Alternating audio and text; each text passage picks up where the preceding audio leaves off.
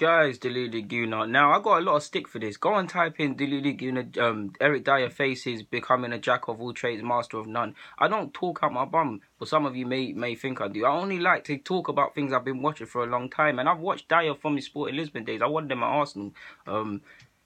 Yeah, I almost lost my trail of thought, man. I've been saying concentration is a big problem of his. Playing defensive mid helps him because obviously he's going to learn a new position, and short term it helps Spurs because I remember there was a, not so much now, but there was a point it was him DM. Spurs fans know what I'm talking about, innit? Can relate back to that. A point he was a fixture in DM, right?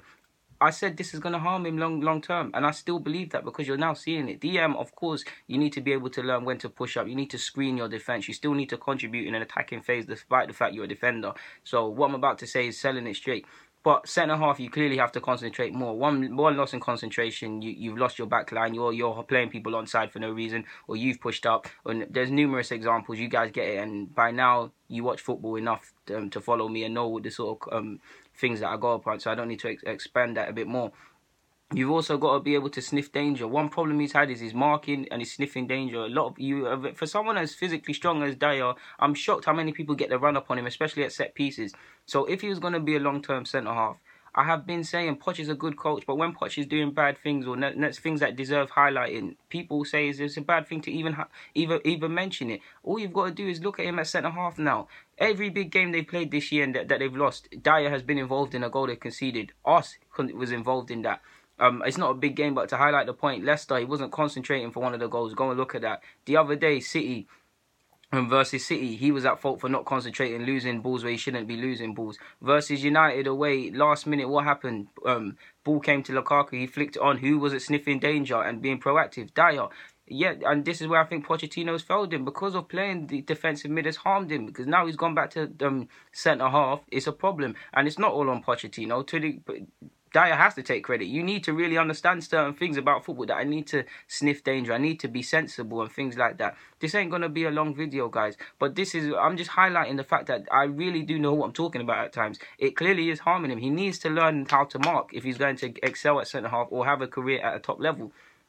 He really does. It's too easy to get the run up on him. It's too easy to get in behind Dier and things like that. And another one he didn't have the best of games is Dele Alli. People keep associating this guy with goals, like I said, and because he goes forward and does his thing there, he deserves it. But what is his position on the actual football pitch? Is it this false? Is it this helping, like at the moment, similar with Dier at a point when it worked?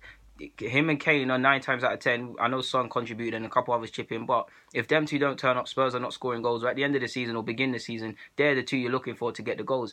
Because of that, Dele has to go forward and contribute, and it works like that. But long term, what is it? Is he going to? I have personally said I think he's box to box. Like even at times, I don't want to. I say the term lightly, but deep line. I've seen him get Monaco a couple of years ago away at home in the Champs because I went. He can receive it off the centre-half. So he can dictate. I do believe he could be a bit more Gerrard than he is. Right now, the best way to put it, he's a bit more Lampard than he is Gerrard at the moment, in the sense that Lampard, he was great positional-wise, but he liked to vent forward, and he was allowed that freedom because of the people he was working with. Whereas Gerrard the same as well to a degree, and Gerrard is a bit overrated defensively at times by some of the things I've been reading. But Gerrard was more likely deep at times, the cool head, the calm and collective guiding everyone. Now, I say these things lightly, like I said. In a nutshell, I just think Dele Alli is even being sold short as well. That Poch does a lot of good things, but I don't think certain things are highlighted. Like, Dier needs to be coached. Like, imagine Mesut Ozil played like Dele as well, on how he did. Dele's been in a bit of poor form. I stand by him. I think Dele Alli will get out of this. Dele Alli is still a good footballer, regardless of what happens. It's just trials and tribulations of a young player. He's been 30 for 2 years now. He's bound to have a rough patch. So it's nothing in that, man. But, guys, DG, I'm signing out. Thank you for watching.